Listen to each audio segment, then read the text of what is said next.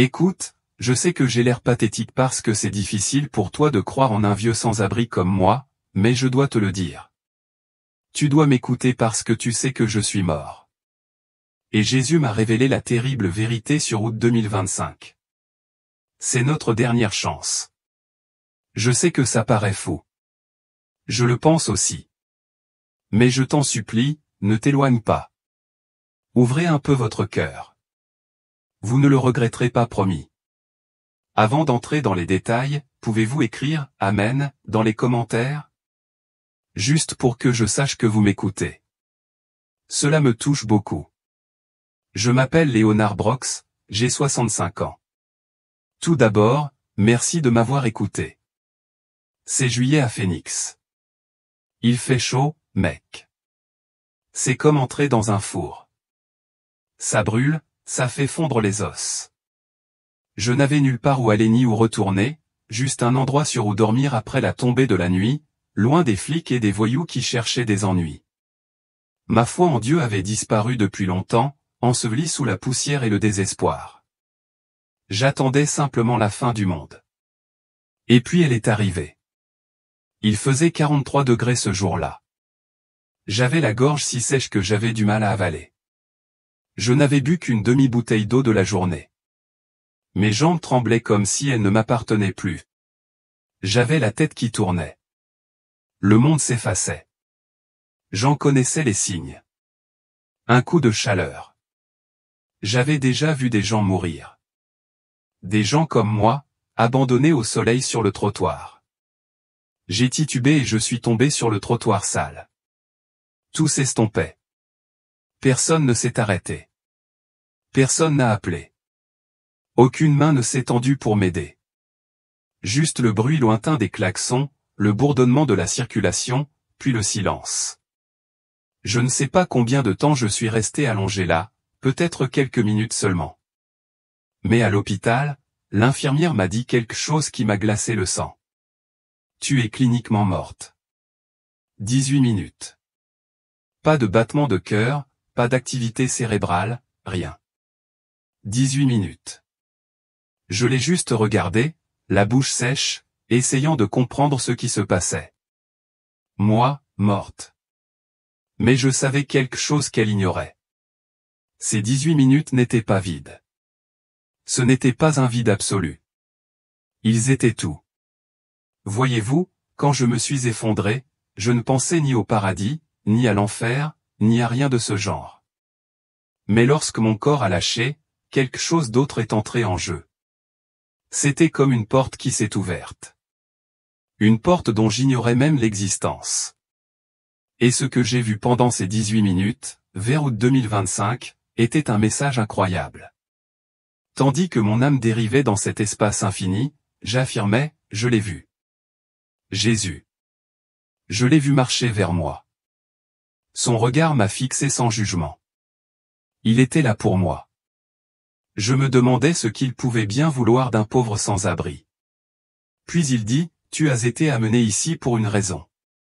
Il y a des choses que tu dois voir, des choses que tu dois partager avec le monde avant qu'il ne soit trop tard.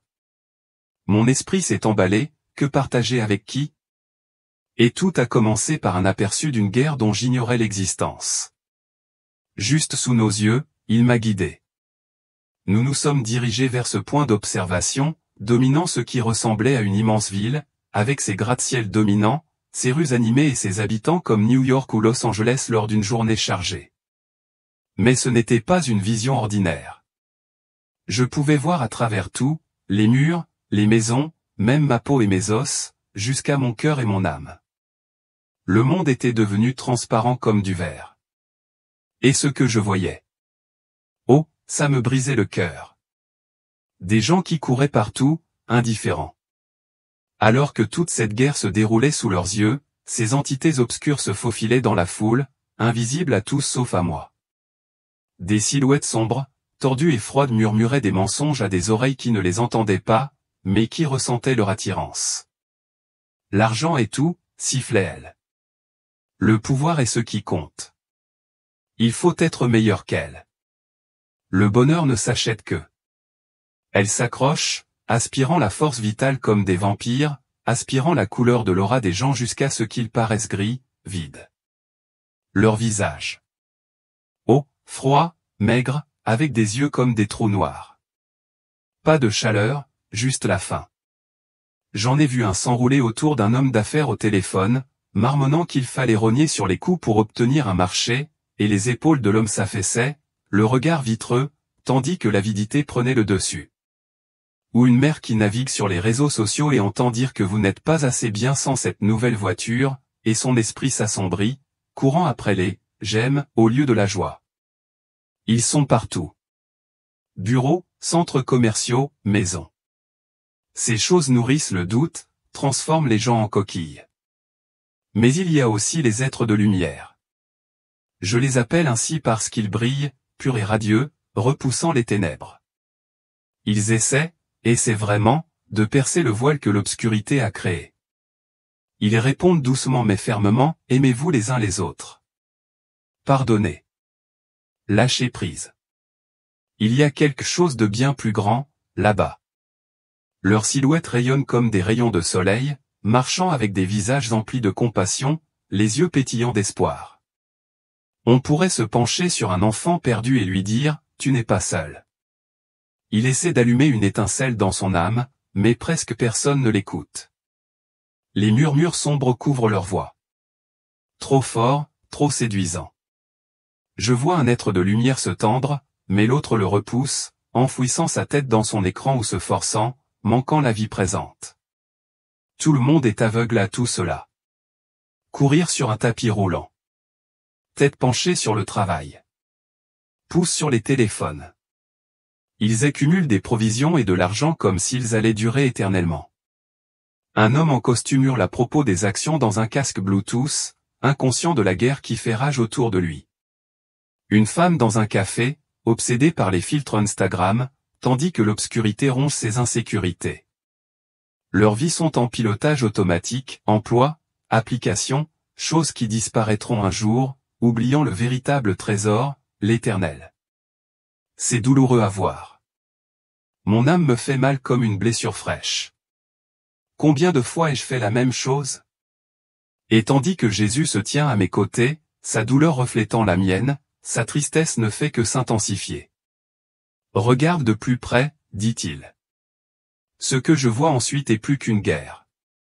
C'est une fissure dans le rideau, une fenêtre qui s'ouvre, mais seulement pour un instant, et qui se referme rapidement. Il se tourna vers moi, son regard profond fixé sur moi, et m'expliqua ce que tout cela signifiait. Ce mois d'août, dit-il, ce n'est pas comme les autres. C'est un point de convergence, une fenêtre où le voile entre les royaumes s'amincit le plus. Cela faisait une éternité qu'une telle fenêtre ne s'était pas ouverte. Une chance pour les gens de m'entendre plus clairement que jamais. Ces mots résonnèrent en moi. Pas seulement une information, mais une profonde connaissance s'installant en moi. J'ai senti l'urgence monter en moi comme une horloge qui tournait dans mon esprit. Ce n'était pas un mois quelconque, celui des soldes de rentrée ou de la fin de l'été. C'était un moment divin où les murmures du côté lumineux pouvaient se faire entendre plus fort. Si les gens prenaient juste le temps d'écouter, mes entrailles se tordaient d'émerveillement. Comment un simple tour de page vers août pouvait-il avoir un tel poids? Puis il m'a montré la vague qui arrivait, une vague massive d'énergie spirituelle comme une tempête se préparant à l'horizon. Je l'ai vu grandir. Cette force immense se dirigeait vers la terre. Non pas destructrice comme un ouragan détruisant des maisons, mais une tempête de grâce, de miséricorde. C'est un déluge de ma faveur, a-t-il dit. Et je l'ai observé dans mon esprit, des lumières tourbillonnantes, pures et puissantes, prêtes à balayer la planète. Elles avaient lavé la crasse, les mensonges, les ombres colportées, rafraîchissant les âmes comme la pluie sur le sol aride du désert. Pour ceux qui étaient prêts, ce serait la meilleure chose qui soit. Des chaînes brisées, des cœurs guéris, des yeux ouverts à la vérité. Mais pour ceux qui l'ignorent, ils se perdent dans les conséquences, s'enfonçant toujours plus dans l'obscurité. Mon esprit frissonnait, imaginant l'occasion manquée, le regret qui avait suivi. En repensant à ce paysage urbain, j'ai réalisé que j'avais été l'un d'eux. Courir après mon salaire de mécanicien, stresser avec les factures, me prendre pour un malin, sécher les heures supplémentaires, perdre ma famille, ma maison, et tout blâmer sauf ma propre cécité. J'étais pire, pensais-je. Le cœur lourd de honte. Je me croyais plus sage que ces hypocrites assis sur les bancs de l'église, mais j'étais le plus aveugle. Voyant tout cela, ce feu intérieur s'est allumé, un besoin d'alerter, de crier sur les toits. Vous connaissez ce sentiment d'être un fardeau, lourd sur les épaules, mais aussi un privilège.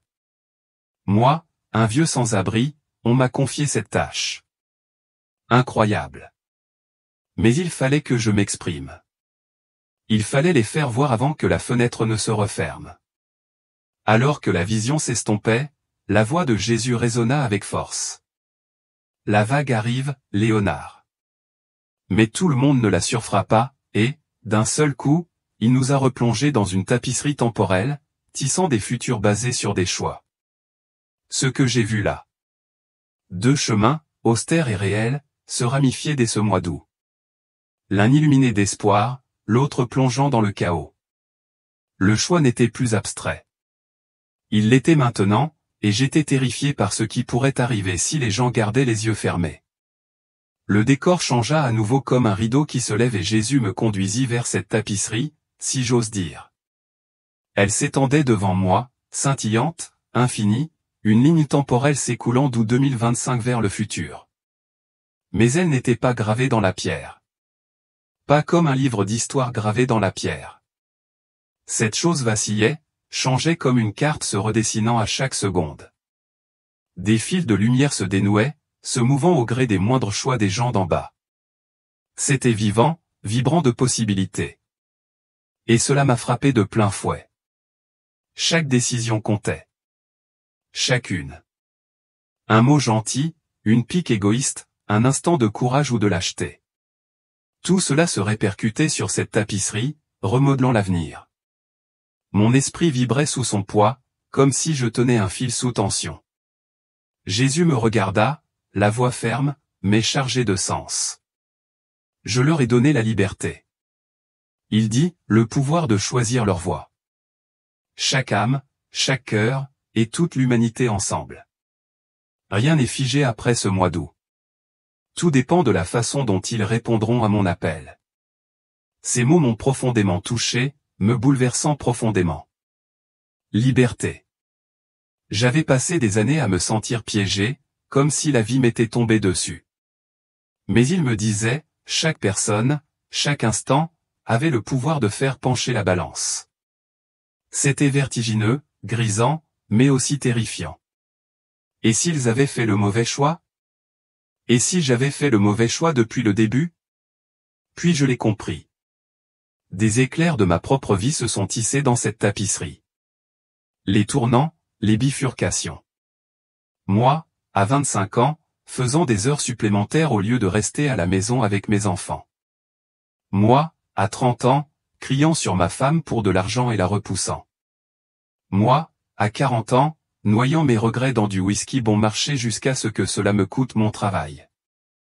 Chaque choix m'a brièvement illuminé, me montrant où j'aurais pu aller différemment.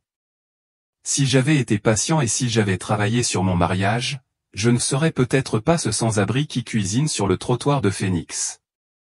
Mon esprit s'est glacé, un frisson m'a parcouru. J'avais gâché tant d'occasions, pensant qu'elles n'avaient aucune importance, mais elles en avaient. Elles ont construit le chemin qui m'a mené ici. Le regret m'a rongé, lourd et acéré. Mais le regard de Jésus resta doux, m'incitant à ne pas m'attarder, mais à apprendre. La tapisserie ne cessait de se déplacer, se divisant en chemins qui s'étendaient bien au-delà de mon histoire. Tout était lié, mes choix, les vôtres, ceux de chacun. Un mois d'août 2025. C'était le pivot, le point d'appui où tout pouvait basculer d'un côté ou de l'autre. Jésus pointait devant moi et je voyais deux avenirs se former, clairs comme le jour, l'un radieux, l'autre noir d'encre. Mon cœur, ou ce qui battait en moi, battait fort. Ce qui est arrivé ensuite n'était pas qu'une vision. C'était un avertissement de ce qui nous attend si nous ne nous réveillons pas. Puis il m'a montré les deux chemins, vivants et réels, qui se séparaient de cet instant doux. D'abord, le chemin de la lumière. Oh là là, c'était comme un miracle qui se produisait. J'ai vu des gens se libérer, des toxicomanes, abandonner les aiguilles, leurs yeux s'éclaircirent tandis que l'espoir prenait le dessus. Des familles déchirées depuis des années se serraient les unes contre les autres. Les larmes coulaient tandis qu'elles se réconciliaient. Les prisons étaient vides. Les portes s'ouvraient tandis que les cœurs changeaient. Les hôpitaux psychiatriques se taisaient. Des gens trouvaient la paix qu'aucune pilule ne pourrait jamais leur donner. La gentillesse se répandait comme une traînée de poudre. Des inconnus s'entraidaient. Sans condition. Plus de racisme. Plus de haine. C'était comme si le monde entier s'était réveillé, rayonnant de cette bonté partagée. L'air lui-même semblait plus léger, plus pur, comme une brise fraîche après une tempête. C'était si beau. Mon esprit se serrait, j'avais envie de pleurer, mais je n'avais pas les yeux pour le faire. Je n'avais pas ressenti un tel espoir depuis une éternité. Cela m'a envahi, frais et vivifiant, comme l'eau sur le sol craquelé du désert. Je pensais que c'était ce qu'on pouvait avoir. C'était ce qui était possible. Mais il m'a montré l'autre chemin et mon cœur s'est figé. C'était sombre, lourd, suffocant. Les gens se repliaient sur eux-mêmes, plus froids, plus égoïstes. Les téléphones et les écrans ne communiquaient plus. C'étaient des murs, isolant tout le monde. Des familles se brisaient. Parents et enfants hurlaient, portes claquaient, la violence montait dans les rues, la colère, les coups de poing, et pire encore. La confiance s'évanouissait. Les voisins se regardaient comme des ennemis. J'ai vu des yeux creusés, comme les miens quand j'avais tout abandonné. Le désespoir s'y accrochait, épais et familier, celui que je connaissais des nuits sous les ponts.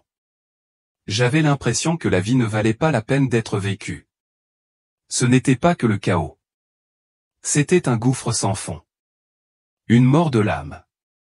Mon esprit se rétracta. La peur m'envahissait. Pas seulement pour moi, mais pour tous. Je ne voulais pas qu'une seule âme finisse là, perdue dans ces ténèbres que j'avais trop bien goûtées. La voix de Jésus me frappa. Calme mais perçante. À eux de choisir. Je frappe à la porte de chaque cœur, je tends la main à chaque âme, mais je ne forcerai personne à me choisir. Ces mots résonnaient en moi, chacun frappant mon esprit comme un marteau. Il ne s'agissait pas d'écrire le destin. Il s'agissait de l'écrire maintenant. Le poids de cette épreuve me frappait violemment, me faisant trembler de l'intérieur. Je voyais encore ces deux avenirs scintiller sur la tapisserie. L'une était si pleine de vie qu'elle chantait, l'autre si vide qu'elle hurlait. Et tout dépendait de ce que les gens faisaient pendant ce mois, cette fenêtre. Mais il y avait autre chose que Jésus n'avait pas terminé. Il allait me montrer la moisson qui m'attendait et mon rôle dans celle-ci. Un rôle que je n'aurais jamais pu imaginer venir. La vision changea à nouveau, m'attirant vers ce vaste champ, doré et mûr, sous un ciel scintillant comme la lumière que j'avais vue pour la première fois. C'était une moisson spirituelle qui attendait d'être cueillie. Immense et prête comme les champs de blé du Midwest en pleine saison, ondulant au gré du vent, implorant d'être fauchés. Magnifique, accueillant, mais les ouvriers, rares, juste une poignée, dispersés çà et là, agitant leurs fossiles tandis que le reste de la récolte restait intact. Le temps pressait. On le sentait, le soleil baissait, les ombres s'allongeaient. Les agriculteurs n'avaient qu'un court instant avant que le temps ne se gâte, gâchant tout. Les âmes sont pareilles. Mon esprit se serra. Un nœud se forma au plus profond de moi. Alors que je réalisais combien de personnes seraient perdues si davantage de personnes ne se manifestaient pas, Jésus s'est tourné vers moi, le regard empli de ce mélange d'amour et d'urgence. Beaucoup de mes enfants ont prié, a-t-il dit. Ils ont prié pour un renouveau, pour un réveil, pour que mon esprit s'éveille. Ces prières sont sur le point d'être exaucées. Mais la moisson a besoin d'ouvriers. Elle a besoin de ceux qui sont prêts à sortir de leur coquille et à partager mon amour. Ces paroles m'ont frappé comme un vent chaud, réveillant quelque chose en moi. J'avais entendu des gens dans les églises parler de renouveau à l'époque où j'y allais encore. Mais là, c'étaient de vraies prières qui s'accumulaient comme du bois de chauffage, prêtes à s'enflammer. Pourtant, sans main pour travailler, tout était perdu. J'ai ressenti une attraction, comme s'il me poussait personnellement, mais aussi tous ceux qui écouteraient cela un jour. Qui répondrait? Un mélange d'excitation et d'effroi me nouait les entrailles. Ce n'était pas si loin. On était en août. Et puis j'ai vu ces milliards de petites opportunités exploser autour de nous, partout. De petites étincelles dans le quotidien. Une conversation au café qui dégénérait. Un geste bienveillant, comme aider une vieille dame à faire ses courses. Un moment d'empathie quand quelqu'un est en train de craquer. Chacune d'elles a semé des vagues de lumière, touchant des âmes, semant des graines qui pourraient donner naissance à quelque chose d'énorme. Mais la plupart des gens ont été dépassés, n'est-ce pas? Trop occupés à naviguer sur leur téléphone, à se précipiter vers la prochaine réunion, à courir après les échéances. Un type à un arrêt de bus ignore le jeune à côté de lui, l'air perdu. Une opportunité envolée.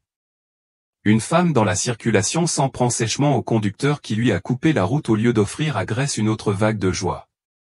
C'était douloureux à voir. Mon esprit était comme un muscle endolori. Ce n'étaient pas de grands moments héroïques. Ils étaient petits, faciles à manquer, mais pleins de force. Combien en avais-je ignoré dans ma propre vie? Le champ s'élargissait. L'urgence grandissait comme un nuage d'orage. Les prières exaucées, les opportunités partout, mais si peu les saisissaient. Le regard de Jésus s'intensifia, et je sus qu'il me guidait vers mon rôle. Mais que pouvait faire un homme comme moi? La réponse vint ensuite, et elle bouleversa mon monde, me montrant que les cicatrices n'étaient pas des chaînes, mais des clés. Il me regarda droit dans les yeux remplis d'un amour infini, et commença à démêler mon histoire comme s'il l'avait écrite lui-même. Léonard, ton esprit, ce que tu as enduré, ces cicatrices de ta vie, ce ne sont pas des obstacles. Ce sont des cadeaux que je t'ai offerts dans ce but précis. J'étais abasourdi. Mon esprit chancelait comme si j'avais reçu une gifle. Des cadeaux. Ces nuits glaciales sous les ponts. La solitude déchirante après le départ de ma famille. La honte de supplier pour changer. C'étaient des cadeaux. Mon être était tordu. Une vague de confusion m'envahit, me déséquilibrant, me laissant à découvert. Comment la douleur pouvait-elle être présente? Mais sa voix continuait, ferme et assurée, m'attirant à elle. Le monde a besoin de quelqu'un qui puisse parler au cœur brisé. Il disait aux âmes oubliées, à celles qui se sentent abandonnées, non seulement par la société, mais aussi par moi.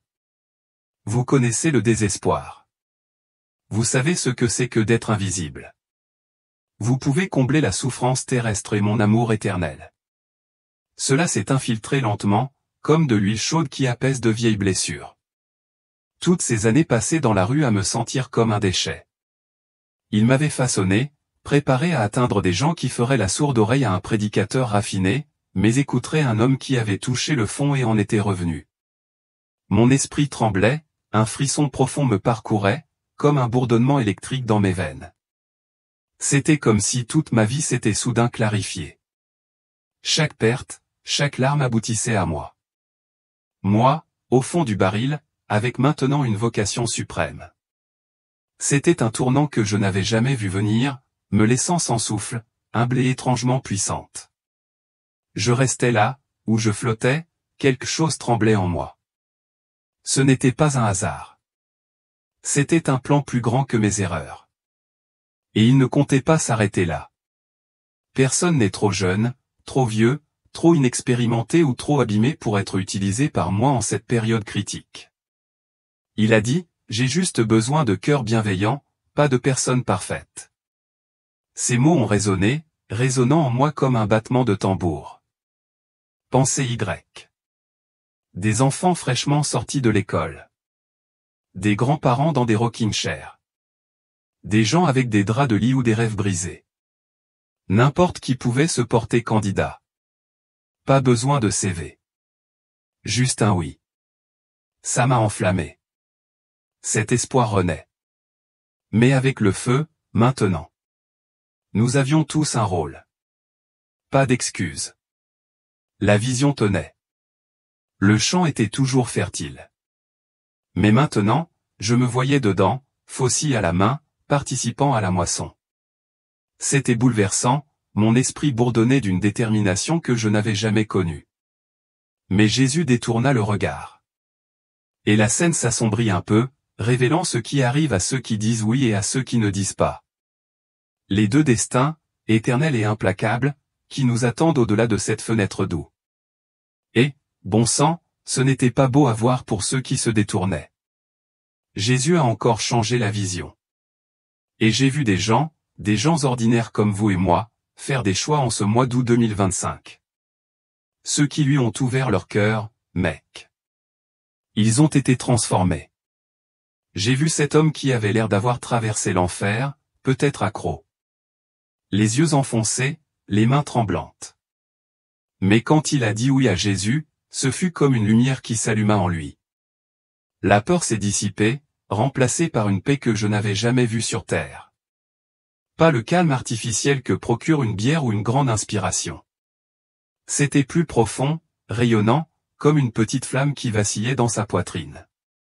Même avec les factures qui s'accumulaient ou un travail difficile, il avait cette joie insensée, bouillonnante comme une source, mon esprit se réchauffait rien qu'en le regardant, comme assis au coin du feu après une nuit froide. Ces gens sont devenus des phares, je suppose, ils vivent dans des phares. Leur visage s'illuminait, non pas d'une lueur mièvre, mais d'une réalité qui attirait les autres. J'ai vu une femme dans une épicerie, son aura si brillante qu'elle a attiré l'attention du caissier. Le caissier, épuisé et fatigué, a ralenti, a souri et lui a demandé ce qui la rendait si calme. Un autre homme, peut-être un père, irradiait cette force tranquille dans un parc, et les enfants qui jouaient à proximité gravitaient autour de lui, sentant quelque chose de différent. Les gens voulaient savoir ce qui vous avait changé. De quoi parlait cette lumière? Elle n'était pas moralisatrice. Elle était magnétique. Leur espoir était inébranlable, comme s'ils connaissaient un secret que le monde ignorait. J'ai vu mon cœur vibrer d'émerveillement, ressentant une liberté dont je n'avais rêvé que lorsque je pensais que la vie se résumait à survivre. Mais Jésus m'a ensuite montré les autres, ceux qui avaient ignoré son appel. Ils n'avaient pas été foudroyés ni frappés par un éclair. Non, ils avaient simplement choisi de le rejeter. J'ai vu un homme en costume, trop occupé avec son téléphone pour remarquer le coup de pouce dans son cœur. Son esprit s'était durci comme du béton. Son regard s'était terni, ses pensées étaient embrouillées par le stress, la course aux affaires et au statut. Une jeune femme, qui défilait sans fin, repoussa cette voix douce qui l'exhortait à lever les yeux.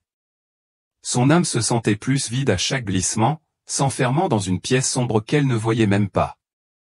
J'ai reconnu des visages, des hommes que j'avais croisés dans la rue, encore noyés dans leurs propres ombres, désormais plus sombres, plus épaisses. Une douleur aiguë m'a déchiré, comme la perte d'un être cher.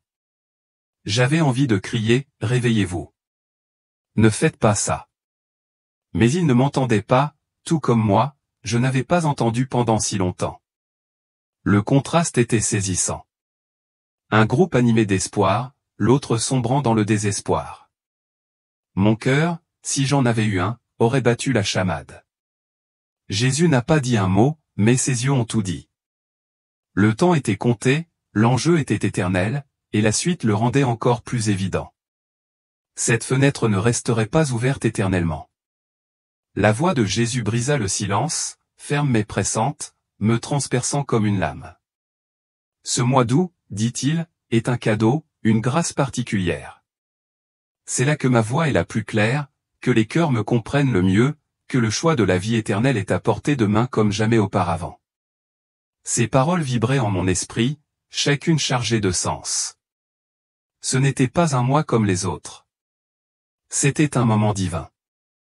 Une fenêtre où le voile était fin, où son appel pouvait percer le vacarme de la vie. Je le ressentais au plus profond de moi, une urgence palpitante. Comme se tenir au bord d'une falaise, sachant qu'un seul pas peut tout changer. Août 2025 était une chance, une rare occasion pour quiconque de dire oui et de franchir un pas plus grand que soi. Mais son ton devint plus lourd. Quand cette fenêtre se refermera, il dit, la dureté de cœur que je t'ai montrée auparavant recouvrira à nouveau la terre. Me retrouver alors sera 100 fois plus difficile. Comme nager contre un déluge déchaîné. Possible, mais presque impossible. Mon esprit s'effondra, une terreur glaciale m'enveloppa. Je le vis. Les gens se détournèrent, leurs cœurs se calcifiant comme ceux de la vision urbaine, choisissant l'ombre plutôt que la lumière. Le monde continuerait de tourner, mais il serait plus sombre, plus froid. Les mensonges de ces entités obscures se faisaient plus forts. J'entendais presque les murmures s'amplifier, étouffant tout espoir. Ce n'était pas une punition. C'était une conséquence. Ils obtiendraient ce qu'ils voulaient. Et cela m'effrayait plus que tout. Puis vint le regret. Je l'ai ressenti avant de le voir. Une vague de chagrin venant des âmes qui avaient laissé passer cette chance. Elle n'était pas encore là, mais elle résonnait du futur. Comme un chœur de cris qu'on ne peut pas ignorer, les visages des gens que j'avais croisés au coin des rues, leurs yeux étaient vides, réalisant trop tard ce qu'ils avaient ignoré. Mon esprit tremblait, un profond frisson me parcourait, j'étais là, aveuglé, amer, pensant que j'avais le temps, mais là c'était différent, c'était urgent, je ne voulais pas que quiconque ressente ce regret déchirant qui ne ferait que déchirer son âme. C'était pire que la faim, pire que les nuits froides sur le béton. Il fallait que je parle, que je le crie sur tous les toits, cette fenêtre. Ce mois d'août 2025, c'était tout. Ce besoin brûlait en moi comme un feu inextinguible. Moi, Léonard Brox, un inconnu de la rue, j'ai reçu cette vérité à partager. Elle me semblait lourde, comme porter une montagne, mais c'était à moi de la porter. Les yeux de Jésus soutenaient les miens, m'encourageant, et je savais que la prochaine vision me montrerait les derniers enjeux de ce qui se passe lorsque cette fenêtre se ferme définitivement. Et nos choix sont irréversibles. La vision s'approfondit, m'entraînant vers cet instant ultime où la patience de Dieu envers la rébellion de l'humanité touchait à sa fin. Ce n'était pas comme une explosion de colère, un coup de tonnerre ou une pluie de feu. Non, rien de tel. C'était plus calme, plus inévitable, comme voir quelqu'un se précipiter d'une falaise après avoir ignoré tous les signaux d'alarme. Il les laissait simplement faire ce qu'ils avaient choisi. Ce n'est pas moi qui suis fou, expliqua Jésus d'une voix calme, mais avec tristesse. Il leur donnait exactement ce qu'ils avaient choisi. C'est comme s'engager dans une impasse, on continue, et finalement on se heurte au mur. C'est comme ça que ça se passe. Mon esprit se tordait à cette pensée. Un œuf froid se forma au plus profond de moi, car je compris que ce n'était pas de la vengeance. C'était le prix de la liberté, payé intégralement. Puis il me montra les deux destins éternels, clairs et définitifs. Ceux qui choisissaient de vivre pour eux-mêmes, rejetant son amour, ignorant son appel, devaient continuer ainsi pour toujours. Je les voyais dans ce vaste vide. Des ombres s'étendant à l'infini. Aucune lumière ne les perçait. Aucune chaleur. Aucun lien. Juste le creux qu'ils avaient creusé autour de leur cœur. Des visages que je reconnaissais. Des cadres occupés, des fêtards. Même des gens comme moi qui avaient autrefois renoncé à s'isoler, à poursuivre l'écho de ce qui comptait pour eux. L'argent, le pouvoir, les distractions, tout s'était transformé en poussière, les laissant dans une obscurité qu'ils avaient choisie jour après jour. Cela m'a glacé jusqu'au plus profond de moi-même, un frisson qui ne s'arrêtait pas, car ce n'était pas une torture. C'était une prison qu'ils avaient eux-mêmes construite. Mais pour ceux qui l'avaient choisi, s'ouvrant à cette dernière période de grâce, ils étaient transportés dans un lieu. Oh là là, c'était au-delà de tout. Plus lumineux, plus vivant que là où je l'avais rencontré pour la première fois. Un royaume de pure joie et de paix. Comme un paradis superposé. Les rires résonnaient sans fin. Les couleurs vibrantes et chantantes. Chaque âme était unie dans cette harmonie parfaite. Les familles réunies, les blessures guéries, plus de larmes ni de douleurs, juste un émerveillement sans fin.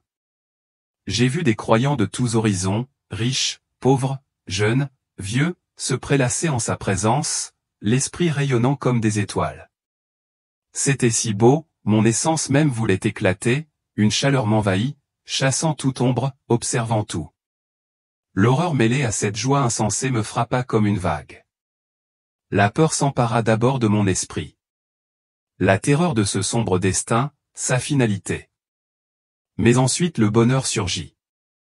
Sauvage et libre, car j'avais tout. Mes souffrances terrestres. Les pertes.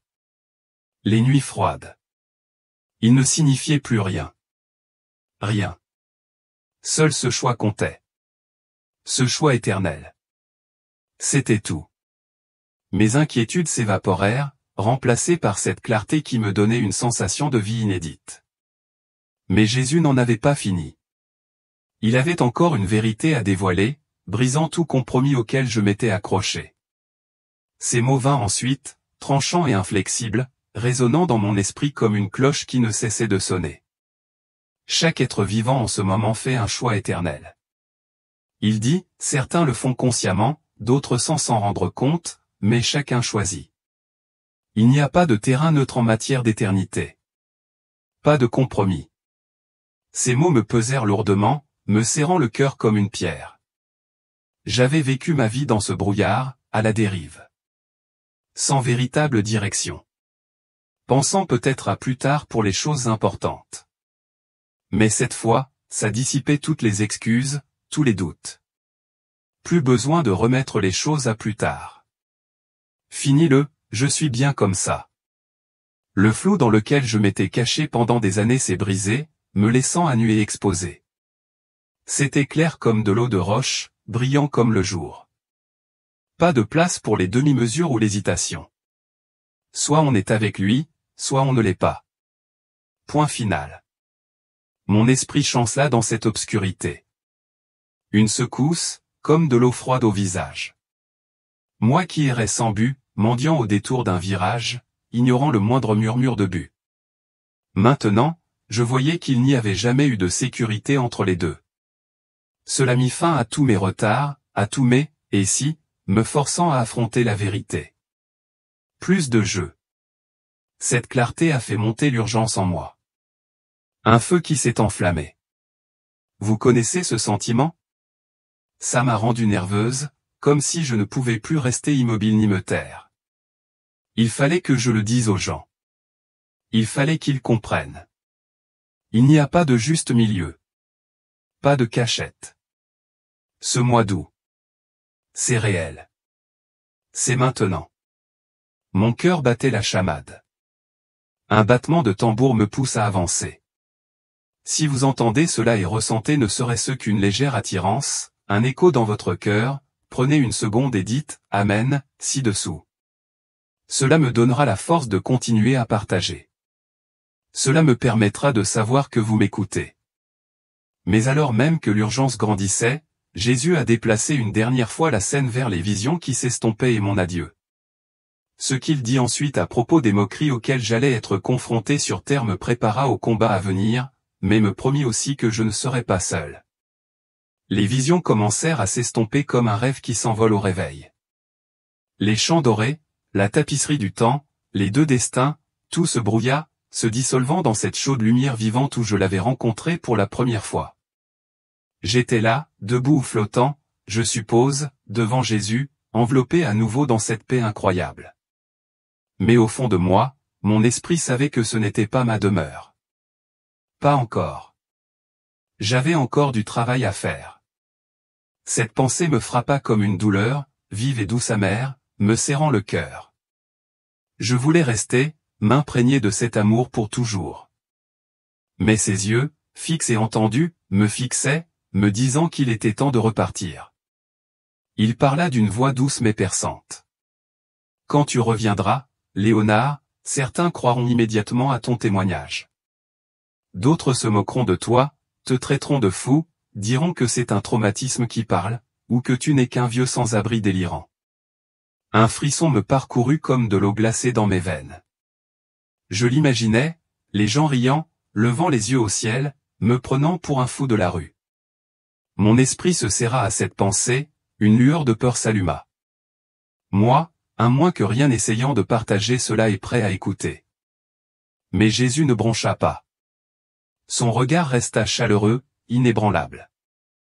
Ne laissez pas leurs doutes vous arrêter. Il dit, semez les graines de vérité que je vous ai données, et ayez confiance que je les ferai germer dans des cœurs prêts à les recevoir. Ces paroles me pesèrent lourdement, comme une main sur mon épaule.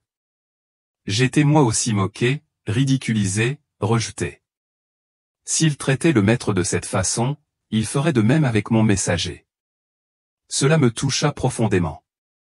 Une vague de force monta en moi comme un feu qui s'allume. Il avait traversé cette épreuve, s'était fait cracher dessus, s'était moqué de lui, et il avait persévéré. S'il avait pu, je le pouvais aussi. Mon esprit s'était raffermi, ma détermination s'était durcie comme l'acier. Je n'étais pas seul dans cette situation. Concentre-toi sur ceux dont les yeux s'illuminent quand tu parles. Il a dit, ceux qui cherchent, qui ont soif de vérité. Trouvez-les. Je l'ai. Tout le monde n'écoutait pas, mais certains l'écoutaient. Ceux qui avaient une étincelle dans l'âme, prêts à entendre. Mon cœur, ou ceux qui palpitaient en moi, se gonflaient d'une détermination. Je les trouverais, peu importe combien se moquaient. Mais à mesure que cela pénétrait, l'expression de Jésus changea. Une pointe d'urgence s'insinuait. Il avait encore quelque chose à dire. Des instructions pour la suite et un au revoir qui resterait gravé dans ma mémoire. Sa voix s'amplifia. Chaque mot pénétrait mon esprit comme la pluie sur la terre ferme. Dis-leur que la prière en cette période a un pouvoir extraordinaire. Il dit, l'air spirituel est prêt à exaucer les prières d'une manière qui stupéfiera même les croyants de longue date. Priez avec audace. Priez pour l'impossible. Priez pour votre famille, pour vos amis. Beaucoup de cœurs fermés s'ouvriront. Mon cœur vibrait. Une excitation intense mêlée d'émerveillement.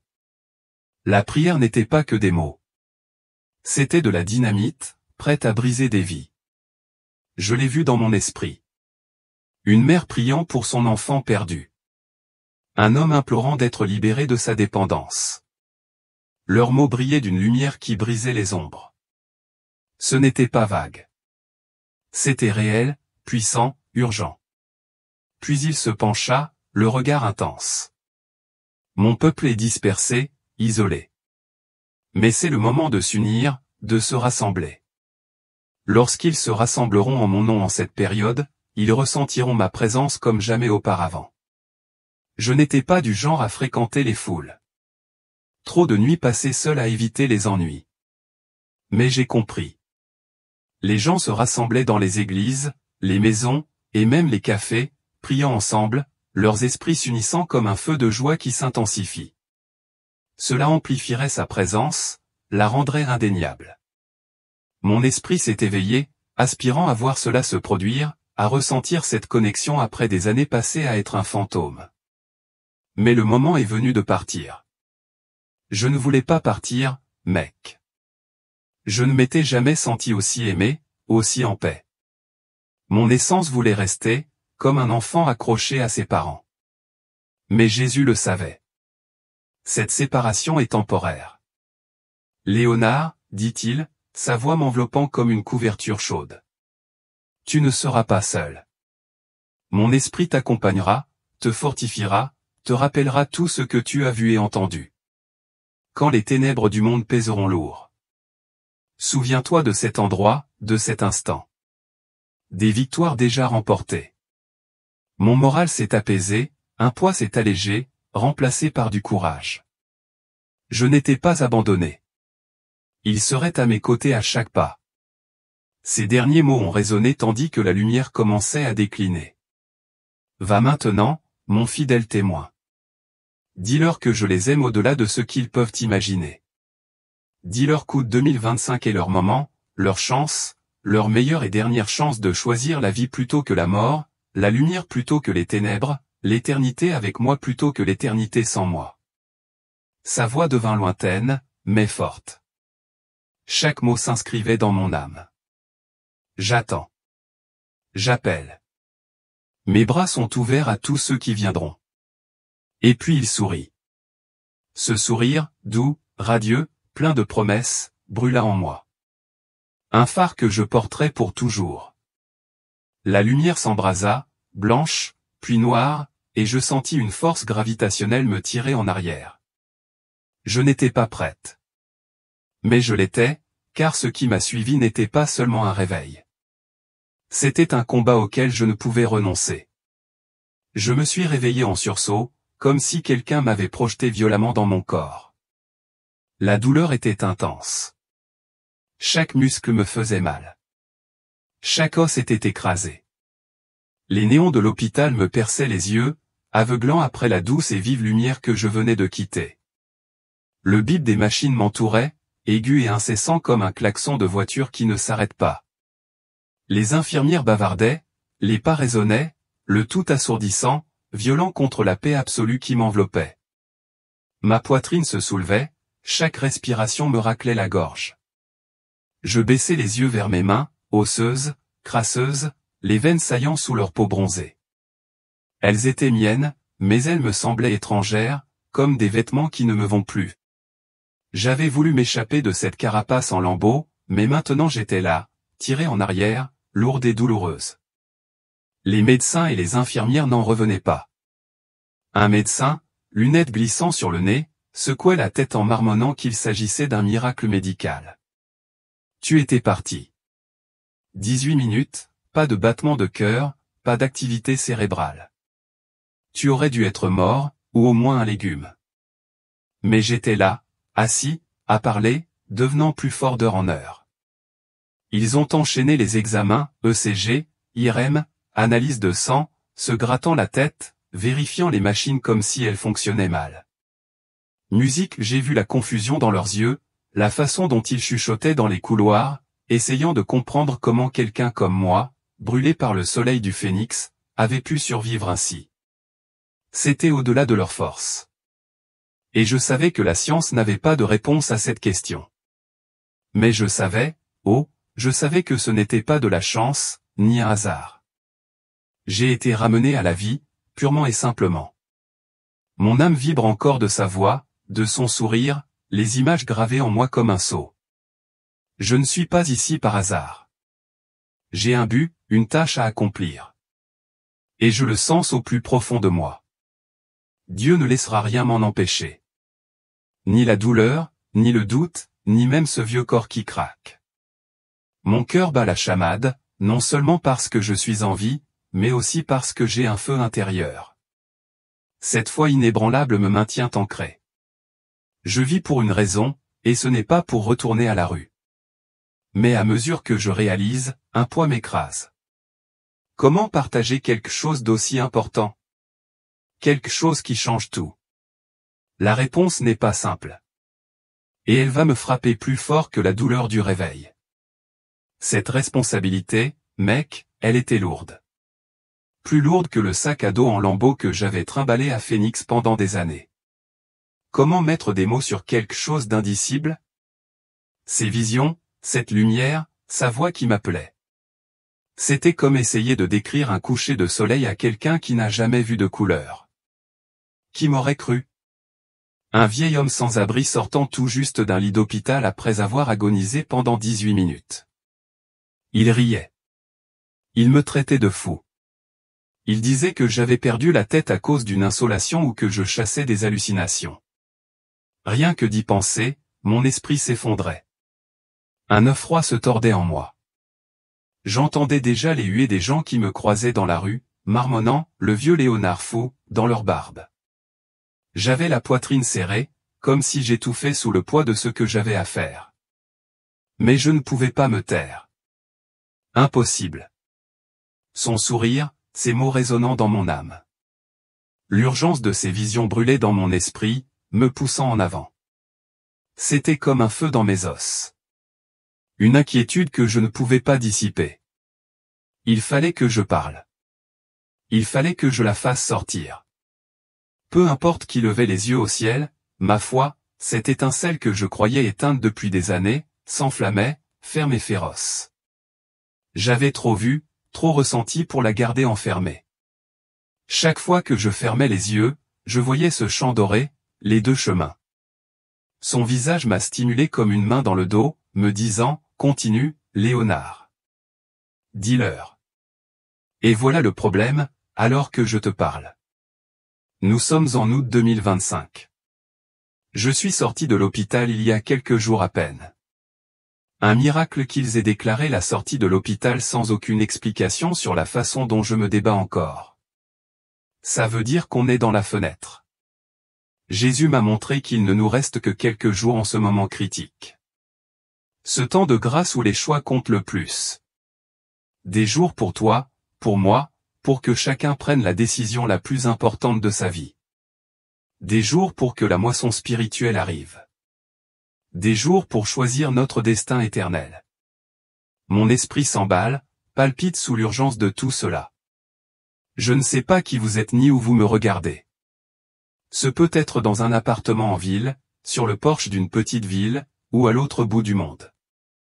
C'est peut-être tôt le matin, un café à la main, ou tard le soir, sans trouver le sommeil. Mais je sais une chose, vous n'êtes pas là par hasard. Dieu a créé ce moment. Un rendez-vous divin, car il a quelque chose de précis à dire à votre cœur, là, maintenant. Dites-moi où vous en êtes, l'heure qu'il est. Dites-moi que vous m'entendez. Car ce qui suit n'est pas seulement la conclusion de mon histoire. C'est votre rôle. Et c'est plus grand que vous ne le pensez. Je lève la tête. Mes yeux portent encore cette urgence. Mais il y a une paix en eux maintenant. Un calme profond. Si vous avez écouté jusqu'ici, ce n'est pas un hasard. Chaque mot que j'ai partagé est comme une graine, déposée en plein cœur. Ne la laissez pas là, ignorez, se faner. Protégez-la. Nourrissez-la. Laissez-la grandir et devenir réelle. Je sais que ce n'est pas facile. Le doute s'insinue. La vie devient chaotique et le monde bruyant, mais je l'ai vu. Je l'ai vécu. Son amour est réel. Sa grâce est infinie, plus grande que n'importe quelle erreur, n'importe quel regret.